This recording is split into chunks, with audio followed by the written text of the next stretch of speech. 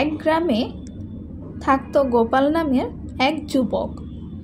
তার একটি খারাপ অভ্যাস ছিল, সে ভীষণ অলস। সকালে উঠেই গড়িয়ে বিছানায় পড়ে থাকতো। তার মা বলতো, গোপাল ওঠো, কিছু কাজ করো, পরিশ্রম ছাড়া পেট চলবে না।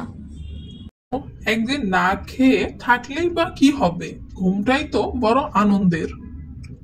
দিনগুলো এভাবে কেটে যাচ্ছিল। তার মা তার জন্য দুঃখ পেতেন। একদিন এক পাকা কৃষক গোপালকে দেখে বললেন,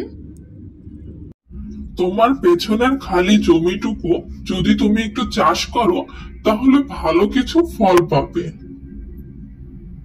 গোপাল হেসে বললেন, সে আবার এত কষ্ট করে চাষ করবে কে? যদি গাছ এমনিতেই ফল দেয় তাহলে কিছু একটা ভাবতাম।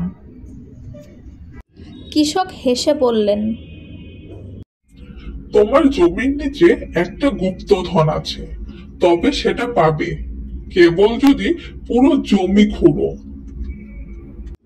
এই কথা শুনে অলস গোপালের চোখ খুলল।